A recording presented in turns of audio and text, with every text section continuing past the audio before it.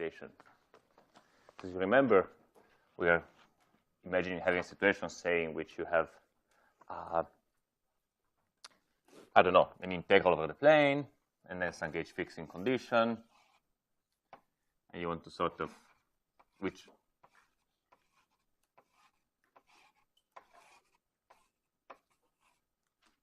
use the scaling symmetry, eliminate the degree of freedom of the scaling symmetry, and reduce yourself to an integral over the gauge fixing, or the submanifold of your space defined by the gauge fixing condition. And we look at gauge fixing conditions, say of this form, some equation, some expression of your elementary degrees of freedom that you would like to be 0. Okay? And so we explain you can take your delta function of f, and then the rest with the Jacobian, etc., etc. Now, suppose that somebody else had given me the gauge fixing condition not as an equation satisfied by x and y, but in a parametric form. So somebody could have told me, I want you to only integrate over the x's and y's such that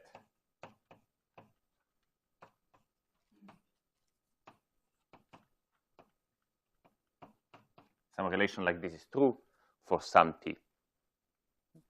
So this is like a parameterization of this gauge fixing condition in terms of some extra parameter t. Or perhaps they might have said, okay, set some equations like this to 0.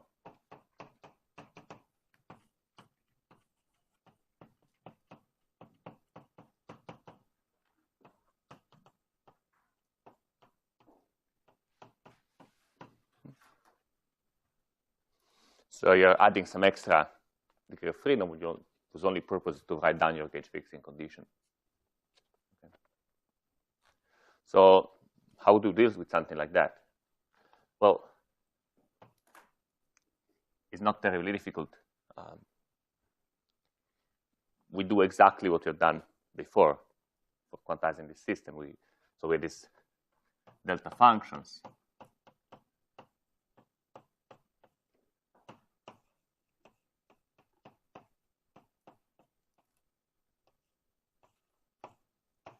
I want to test them with the Jacobian and then write it in terms of an integral over ghosts.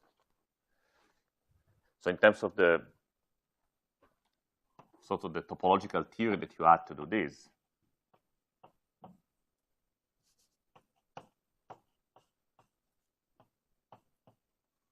so we had, you know, these sort of pairs for the gauge fixing conditions. We had ghosts for every degree of freedom.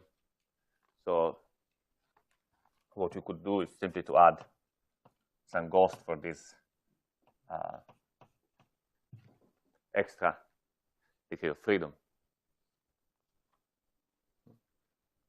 where Qt is theta, say. And then write the usual kind of action, e to the, you know, ib ifi of xgt plus c, so di d f ca plus di da f d df theta.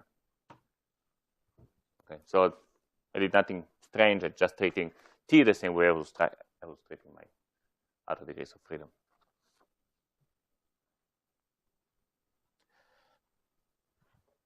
And finally, if I really want, if these t and theta were sufficiently simple parameters, I might want to just do the theta integral. See, this t and theta only appear in the gauge fixing condition. This t appears only in the gauge fixing condition. Theta appears only here. What would the Gauss number of theta be? I would guess 1.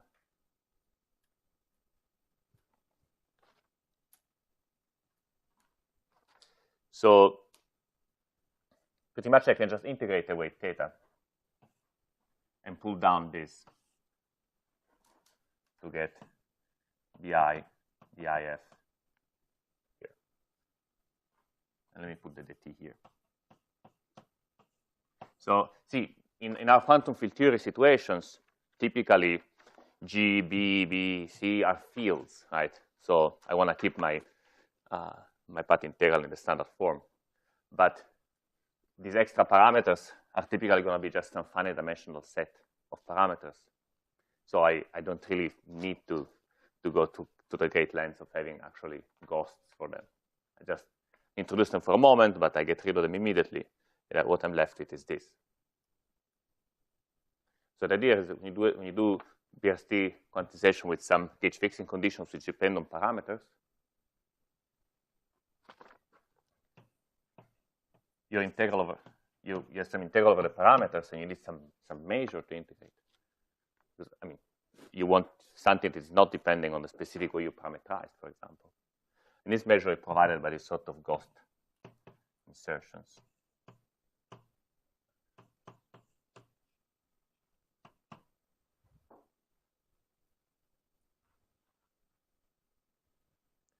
So you insert one of these things for each of your parameters.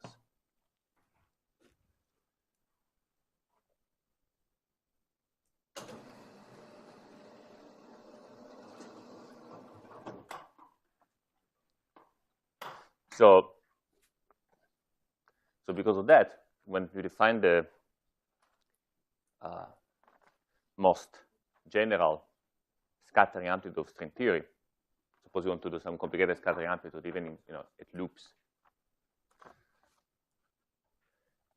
So it has some integral over the moduli space of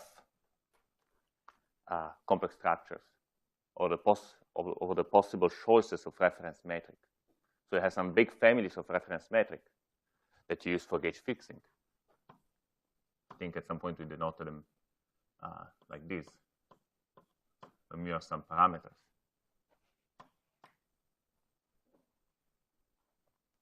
And your amplitude will be an integral over this sort of families of metrics. With measures. So the gauge fixing condition, remember, was just B, AB. No. Sorry. Let me just, I'm not going into details because I'm not going to use it. I just want to mention the formula. So you get something like this. Insertions of B, AB. dH AB over d mu.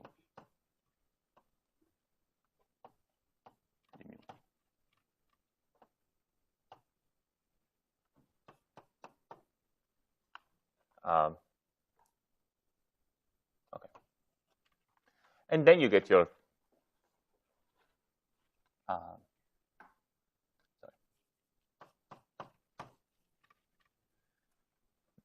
vertex operators, typically written as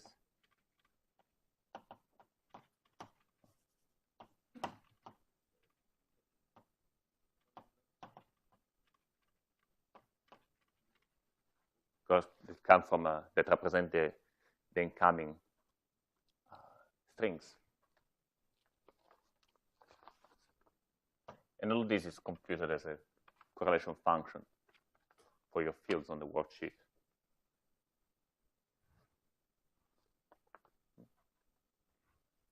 So there is some Riemann surface with one hole for each a generalized donut, with one hole for each loop, and one operator insertion for each external string state coming in, with reference metric.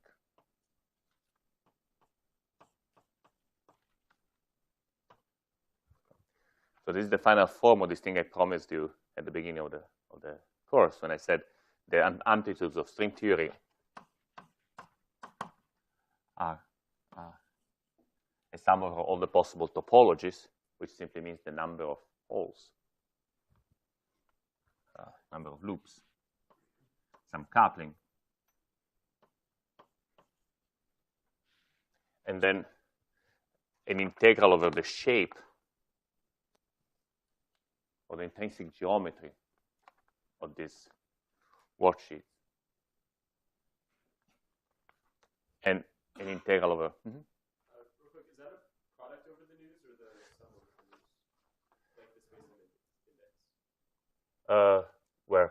So you have DH total AB, D U new, and then D, or I think that's new. Like, is that an implied sum? Yes, yes. Well,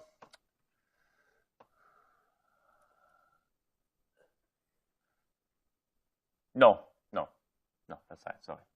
So this is just a product over U.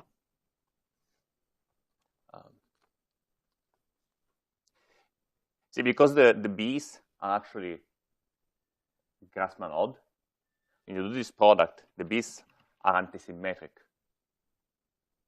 So this thing is actually like determinant. You could write this as a product of B's times the determinant of this times the product of the mu's. Mm-hmm. In principle, there is infinitely many topologies. Do you have any reason to? Is there something that says, like, the more holes that you have, the smaller it is, so that sum is finite eventually? It's a perturbative theory. So back in quantum field theory. Exactly. So that's what I mean. Do we have some coupling that multiplies? Yes. So I put here some coupling, the number of loops. Oh, I see.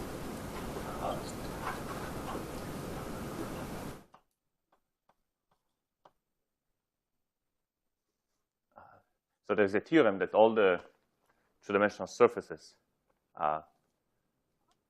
the topology of these two-dimensional complex surfaces is characterized by the number of handles, the number of loops.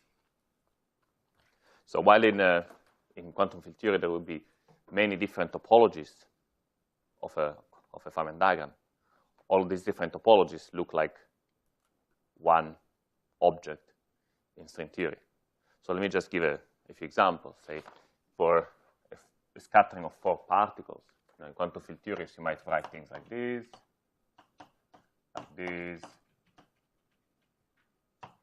or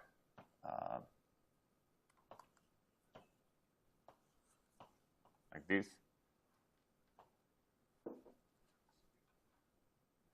But in string theory, you only have one diagram.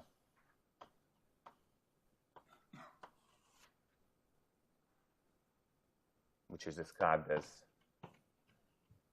a sphere with 4 punctures.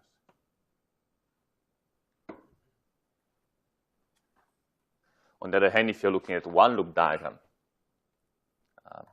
again, in quantum field theory, you could have all sorts of things. You have something like this. I don't know. Maybe something like this. And many others. In string theory, you only have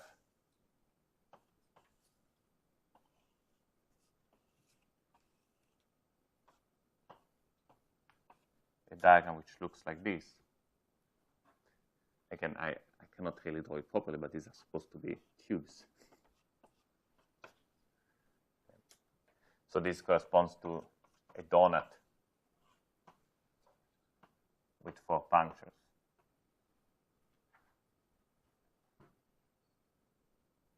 And so on and so forth. If you have a Feynman diagram which has 2 loops, this might look like a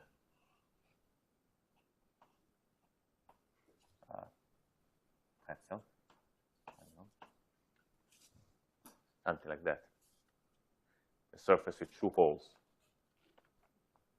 and 4 punctures. Mm-hmm. I'm a little confused about the notation for the amplitude. What all Yes. the symbols are. So you have a product over U. Yes. So right. So there will be these surfaces will have some matrix. So up to Weyl transformations and diffeomorphisms, I can characterize them by a certain finite dimensional family of matrix. So I want, so that I have some number of parameters. This number of parameters is actually 3 times the loops minus 3, the number of mu's.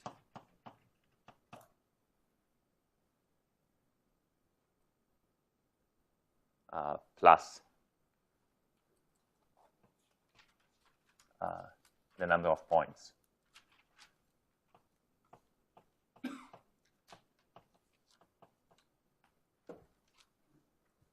On the surface. So here you need one of these factors for each parameter. Actually, sorry, this is a number of complex parameters. So multiply that by 2 for the real parameters. So here is a product of u goes from 1 to the number of parameters, to the number of mu's.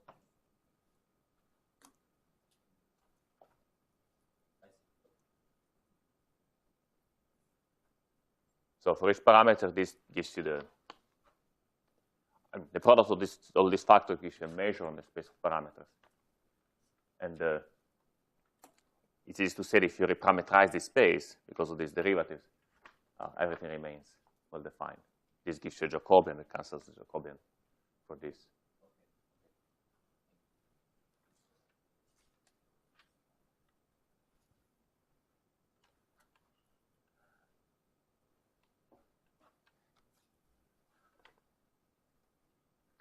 Okay.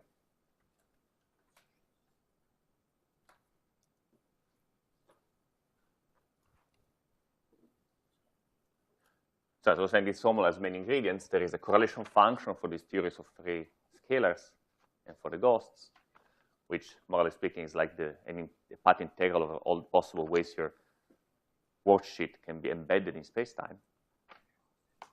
There is an integral over all the possible intrinsic geometries of this worksheet, and there is a sum over all the topologies of the worksheet. This is a perturbative expression. It's a perturbation theory. Don't converge. And the calculations become complicated as the number of loops increase, because the moduli space, the space of possible parameters for a surface with a lot of loops is actually a pretty complicated space. But people, I think that in superstrings, people have done calculations up to 3 loops. It's a heroic effort. It's probably possible to do more, but it's also not particularly instructive, perhaps. The beauty of string theory, which sort of we barely managed to scratch next week, is that there is actually a lot of non-perturbative information hidden inside perturbation series. So when we start introducing things like D-branes, we start seeing non-perturbative information pop out without actually knowing how to define string theory non-perturbatively.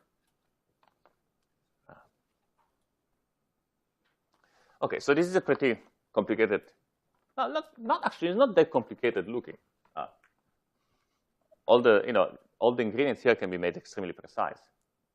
You can patiently pick some parameterization of the matrix, compute this, and then this is all geometry, okay? There is nothing deep. It's just geometry of 2-dimensional surfaces. And then you're left with some free field theory calculation for the Gauss and the scalar fields over these Riemann surfaces, and with some integral. It's kind of astonishing that the tools you need are so simple, and then you still get a very rich and beautiful theory. Now, for our purposes, we will only do 3-level diagrams. So the only degrees of freedom are really the positions of these points. And there is a little trick that is quite useful. That is that a lot of these B's and C insertions can actually be canceled out against each other.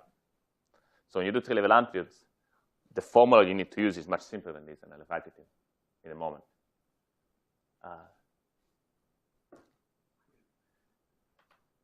The only last observation I want to do is that it's kind of entertaining that if you count the number of B's and the number of C's here, it turns out, so they're not the same. The difference between the two numbers is exactly the anomaly for the ghost number current. So here you have exactly the right numbers of B's and C's to get something that is non-zero. Now, this is not a miracle. It has to do with the fact that these sort of insertions are trying to get rid of some zero modes for the B's and for the C's. And the zero modes are also what causes the anomaly. Anyway, so for 3-level amplitudes, we need less.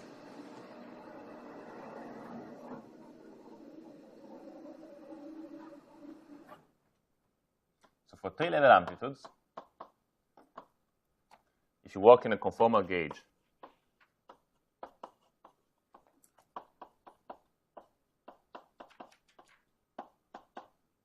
and so your mu's coincide with the positions of the puncture.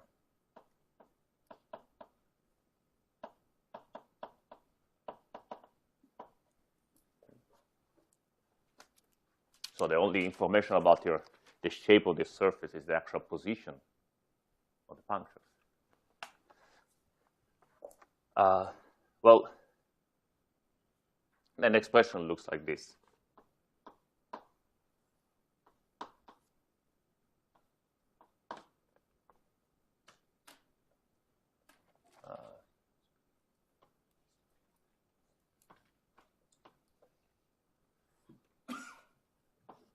So if you remember yesterday, I mentioned that on the sphere there are, even after you fix the conformal gauge, after you fix the metric to be flat, there are still some holomorphic coordinate transformations which are globally defined and can be written like this.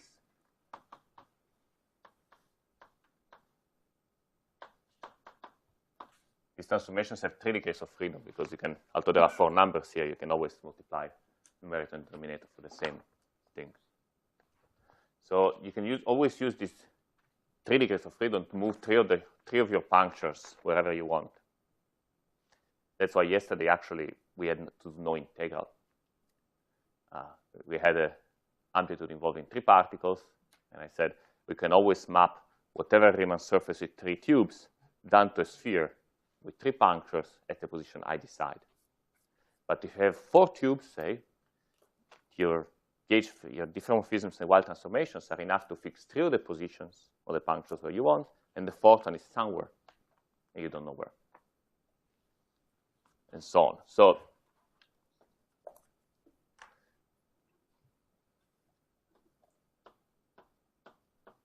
the first 3 particles sit wherever you want to put them.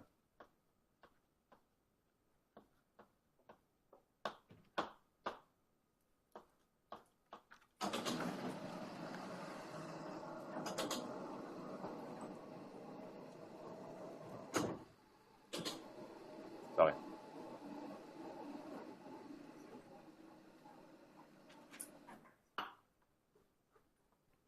The other particles sit wherever they want.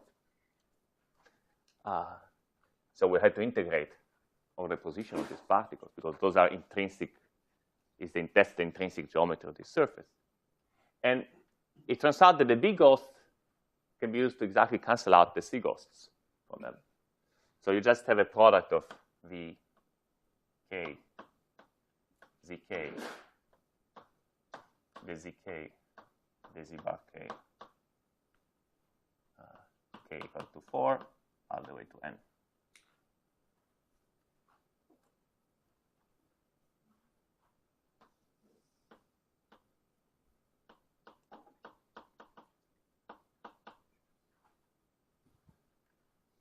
So this is the answer for a string theory 3-level amplitude. Now let's see if it makes sense. Yesterday, we mentioned that the way operators transform is controlled by the eigenvalues of L naught and L naught bar.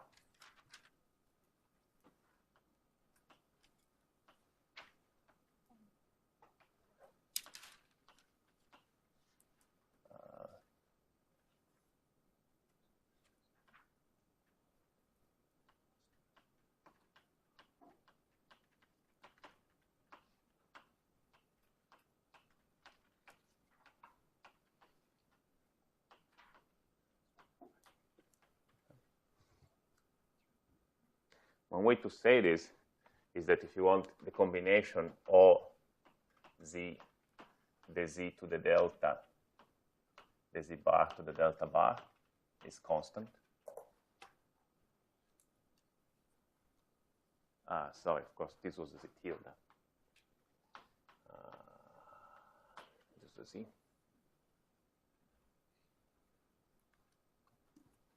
So in particular, the vertex operators have, after you strip the ghosts, have L naught and L bar equal to 1.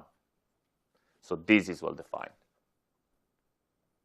This is invariant under changes of coordinates. So this is good.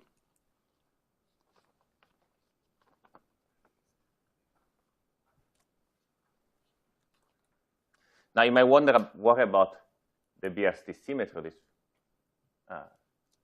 object, because we said, when you do BRST quantization, you're supposed to only work with Q-closed things.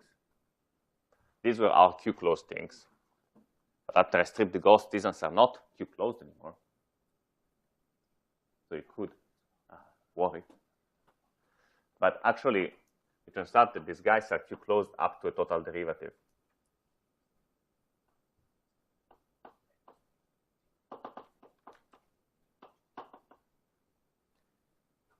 Which means that because you're integrating over these variables, that's the case.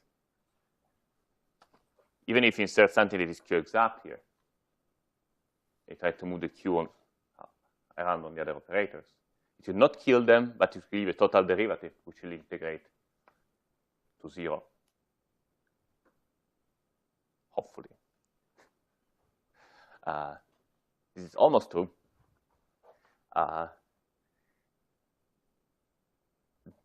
There are some, if you remember in quantum field theory, there are things called infrared divergences. And they are property of low energy, the property of quantum field theory at low energy. So because string theory reduces to quantum field theory at low energy, string theory also has infrared divergences. And they do manifest themselves into string amplitudes. And the way they manifest themselves is by subtle violations of these statements that I just made. We're not going to go there, but I just wanted to mention. OK, so we're ready. We can compute it for the scattering of 2 tachyons to 2 tachyons.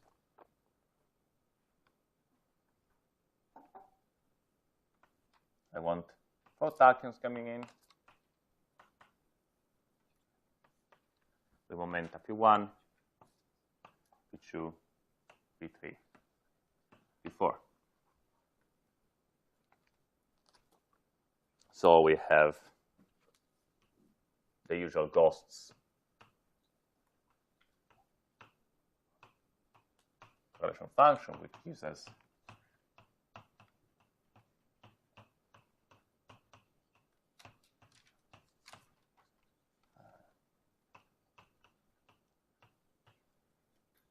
and then we have the correlation function of 4 vertex operators.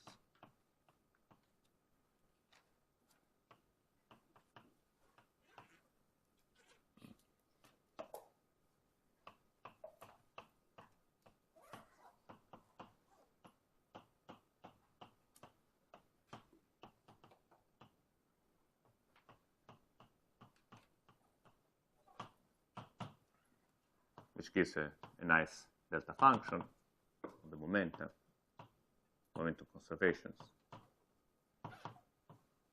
And then this product of Zi minus Zj to the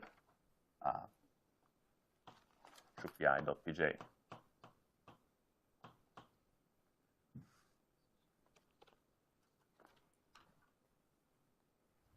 Okay. So let's put the pieces together.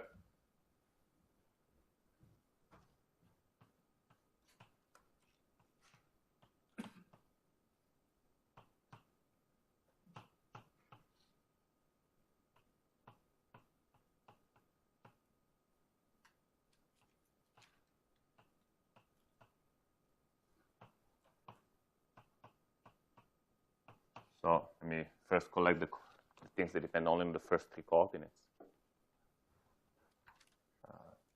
There's a contribution from the ghosts and a contribution from the scalar fields. And then I have an integral of the position of the last puncture. Let me just call it z.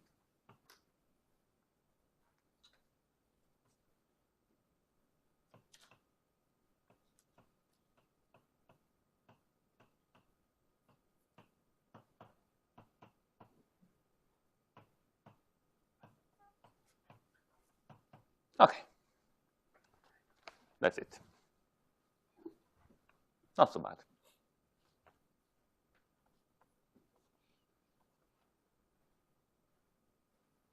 So first of all, does this make sense? This integral. What can go wrong? It can go wrong at infinity. It can go wrong when z hits the zi's. Remember that we have momentum conservation, and these are all tachyons. Particularly the behavior at infinity of this is like z to the 2 before sum of pi, which is z to the minus 2 before squared, which is z to the minus 4. So this integral definitely converges as infinity. That's fine. What about when z hits the zi? Well, this sort of integral, the square z 1 over z to the alpha, which in polar coordinates is something like r dr over r to the alpha. So this is fine if alpha minus 1 is smaller than 1.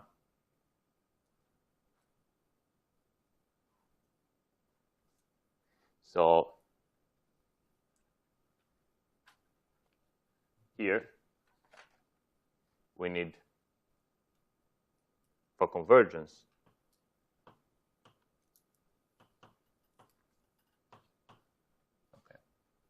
sorry, minus 2.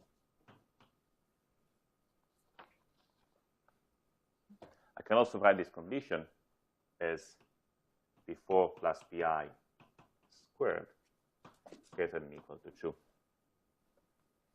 Now, where does this condition come from? Well, let's go back here.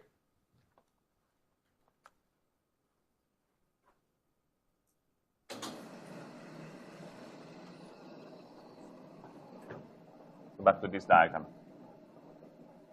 Suppose I'm doing the same calculation in field theory. So some P1, P2, P3, P4. So the momentum that propagates in intermediate channel is something like P1 plus P4. Now remember that the string theory calculations are analogous to the calculation of quantum field theory made in the proper time formalism. So this sort of propagator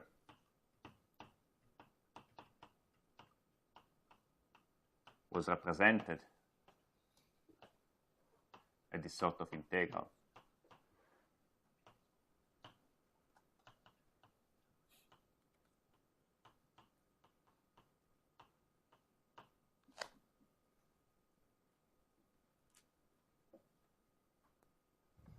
Okay. Sorry, I don't have much space.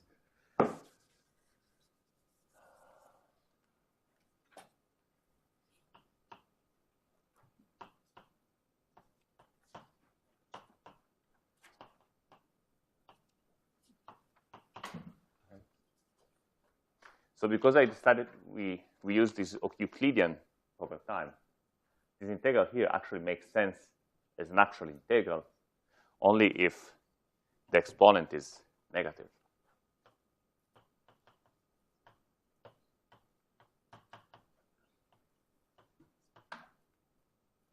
Okay. Otherwise, this integral does not converge. Of course, it can be defined, once it's defined for these values, it can be defined everywhere else by analytic continuation. Okay. Alternatively, one can use a Lorentzian proper time and look at an integral like this.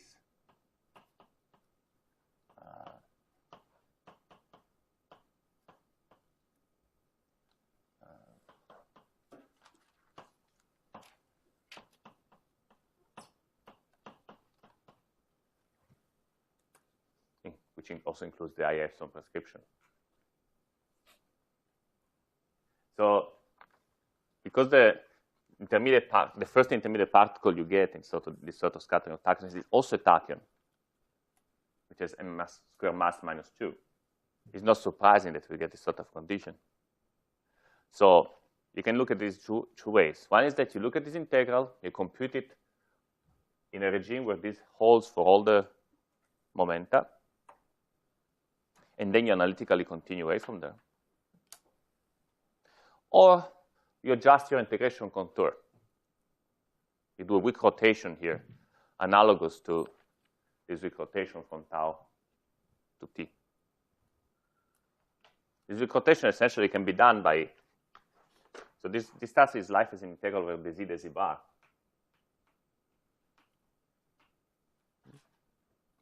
And z bar equals z star. But if you just look at the integrand, it's completely homomorphic both in z and in z bar separately. So you can, in principle, treat z and z bar as independent coordinates. You can look at this as a contour integral, an integral in sort of middle dimensional submanifold inside z and z bar, defined by this condition. And then you can take this integration contour and move it around. Sort of weak rotate it. Indeed, more or less speaking, z, well, okay, I'll discuss this maybe a little bit later, more detail. But so that's how you introduce things like I epsilon prescriptions. Instead here, you start with sort of standard integral, and you start analytically continuing it away from this integration contour. And in the process, you can actually make it convergent away from this region. But let's just do it in the standard way. We start from this region, and now we need to do this integral. It's perfect, well-defined, convergent integral. Also tough looking. Now, also another thing you can observe, it looks like this depends on the Z1, Z2, and Z3 coordinates. You remember the dependence dropped out when we scattered 3 particles. It would be nice to see it drop out here too. Now we can do a change of coordinates.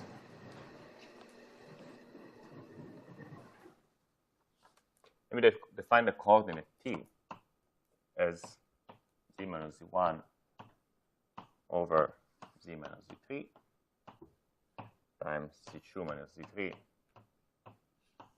over z2 minus z1. Now I didn't get this coordinate out of my hat. This is actually a useful object. It's called the cross ratio, and it's useful because it's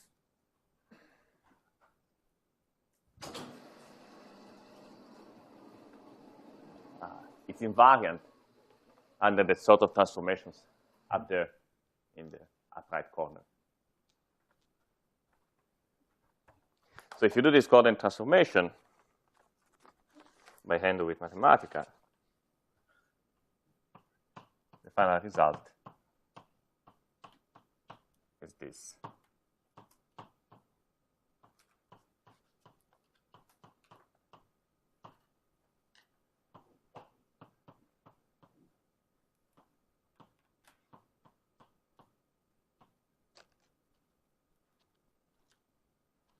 So the dependence on Z1, Z2, and Z3 actually does drop out.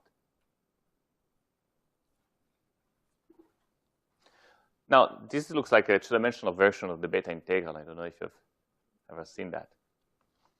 And indeed, it can be computed out of the beta integral.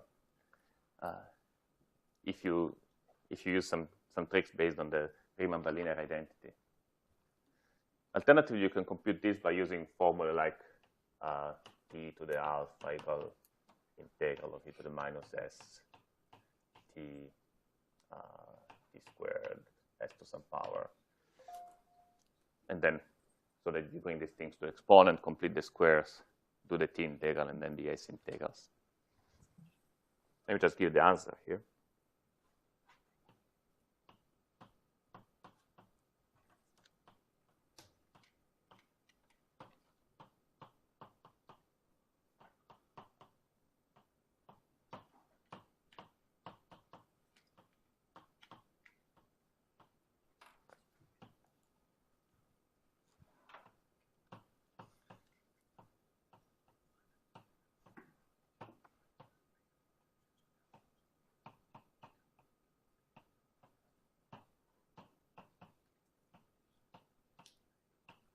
Okay, this is the Virasoro-Shapiro amplitude. Now let's pause for a bit and stare at this expression for a while. So, first of all, this expression is supposed to take into account all possible processes in string theory where at tree level 2 tachyons come in and 2 tachyons come out, which means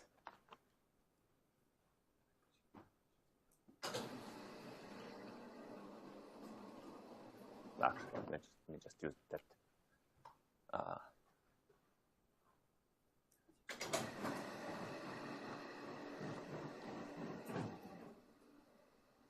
That if you look at string theory as a quantum field theory with infinitely many fields, this amplitude is supposed to account for all the processes which look like this.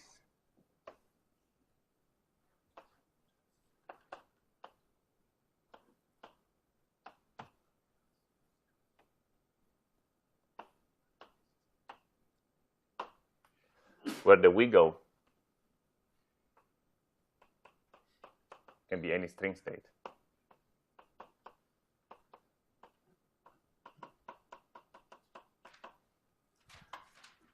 Somehow this expression has to be capturing scattering amplitudes involving any possible of the infinitely many particles which can propagate in string theory.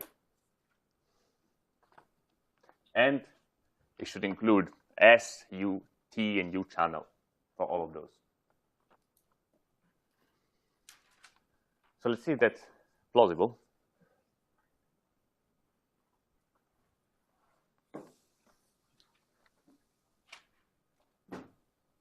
In quantum field theory, you recognize a diagram like this because you see the effect of the propagator. So a diagram like this gives you something like 1 over 1 plus P4 squared plus mass of this intermediate state squared. So perhaps you should start looking at the poles as a function of P1 plus P4 squared.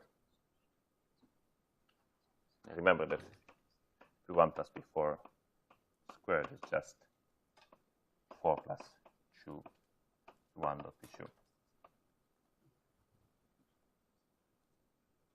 Well, this expression here definitely has a lot of poles because there are gamma matrices, sorry, gamma functions. There are poles from this gamma function, poles from this gamma function, poles from this gamma function. Where are they?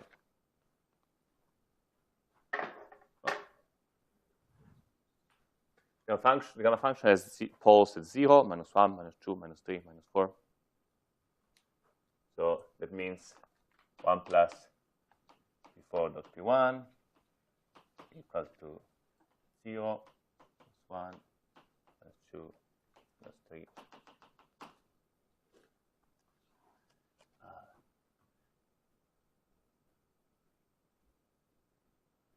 Which means P1 plus P2 P4 squared equal 2, 0, minus 2, minus 4, minus 6. But these are exactly the masses we found for the string modes. check first. This expression need manages to have poles at all the correct places in the S channel from this gamma function, T and U channels. Now, what are the residues to these poles? So how does this function behave near these poles? So suppose I want to compute the residue at P4.P1 equal to minus n.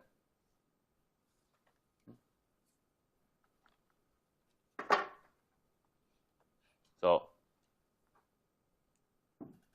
these and these just contribute some number, some function of n. For example, this gives you n factorial. And this, I think the residue of that is also 1 over n factorial. Let me see if I remember. I think so. So the residue starts with something like 1 over n factorial squared or something like that. Doesn't matter. But what matters is the rest. So you get gamma of 1 plus P4 over P2 over gamma of, let me start now use momentum conservation. Okay, sum of Pi equal to 2. That allows me to write this in terms of P4 dot P2. So I get 2 minus n plus P4 dot P2, and then gamma of 1 plus 4 dot P3 over gamma of 2 minus n plus P4 dot P3. Now these ratios of gammas are very nice because they actually simplify a lot. Remember, the gamma function satisfy gamma of x plus 1 equal to x gamma of x. So this is actually the same as this.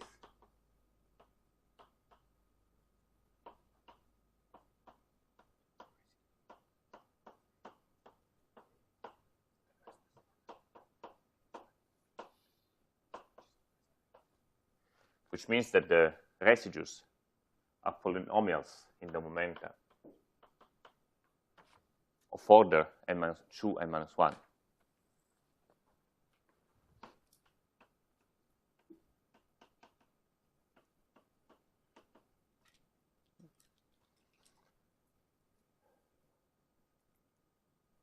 So if I'm looking at the intermediate channel, which is a tachyon, for example, this is just a number, degree 0. If I look at the intermediate channel, which is a graviton, I get degree 2, and so on and so forth. Now, this makes sense.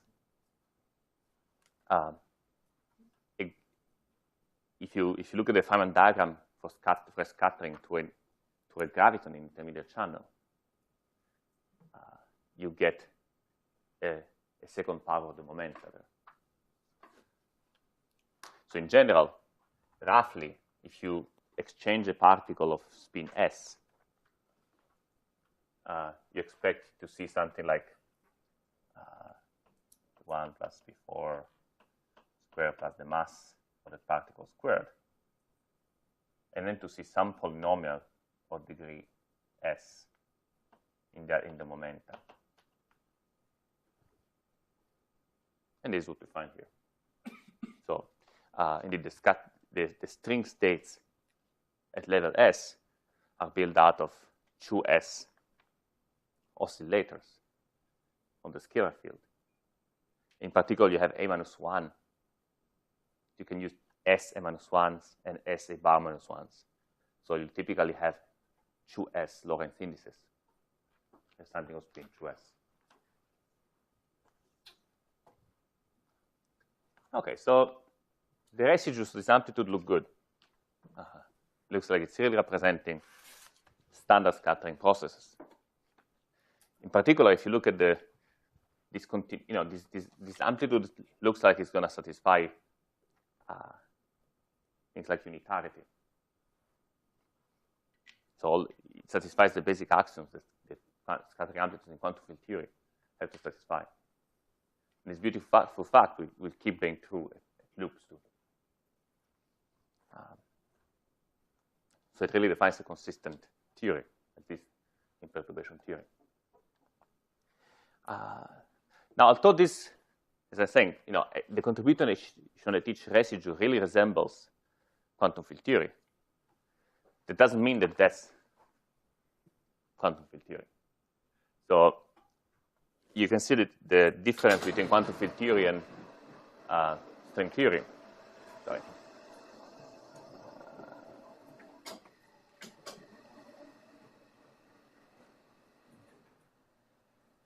Most sharply.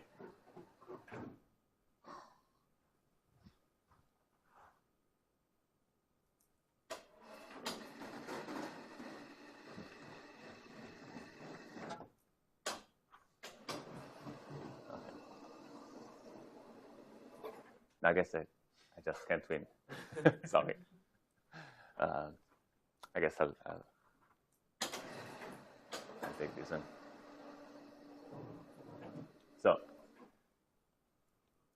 if you study processes which probe the internal structure of your strings, so suppose you take two particles, two tachyons coming in at very high energy.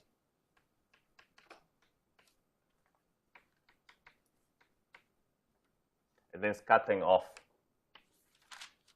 at some angle, some finite angle.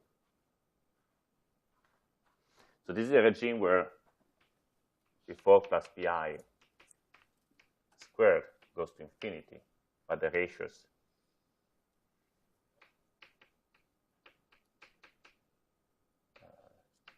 are kept constant and depend on this angle. Now, it's common to describe things in terms of Mandelstam variables,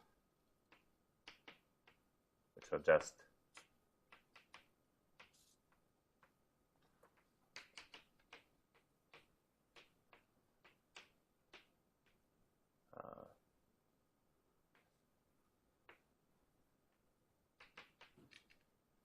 so this was actually U, I think.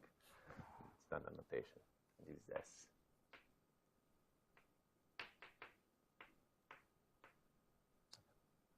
So you can ask what happens if all of these go to infinity.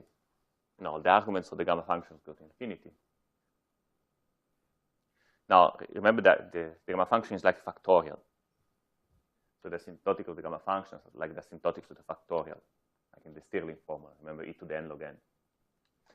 So it turns out that this amplitude is actually very, very small, exponentially small in this regime.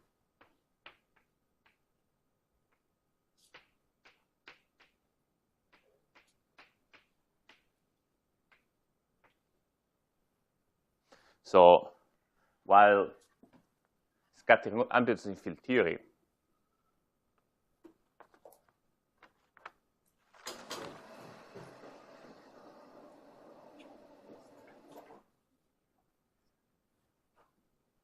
tend to behave like powers in this regime, and in particular powers which actually grow quite fast if you have particles of higher spin, like gravitons. The amplitudes for strings decrease very fast. Because when you smash strings together very hard, you start seeing that they're actually fluffy objects. They're not point particles. And this fluffiness is the Fourier transform of this exponential decay. So this is how string theory manages simultaneously to have particles of high spin, like the gravity, in particular to have gravity, without having the fast growth at high energy of scattering amplitudes, which is part of the reason UV, theories of gravity have UV problems.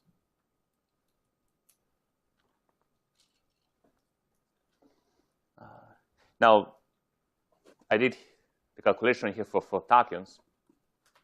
Again, it's straightforward to do it for other particles, say, compute the scattering of gravitons. It's just a matter of patience with combinatorics. But actually, it's not as much patience as you need in quantum field theory. So if you try to compute scattering amplitudes of gravitons in quantum field theory, you get gazillion Feynman diagrams. And the combinatorics of this kind of calculation is actually much simpler. And so this sort of observation was the original motivation of a certain line of research in gauge theory and in gravity, which shows that Feynman diagrams are actually not a good way to compute things. There are much more efficient ways to compute scattering amplitudes. And it's a program that has been quite blooming in the last few years.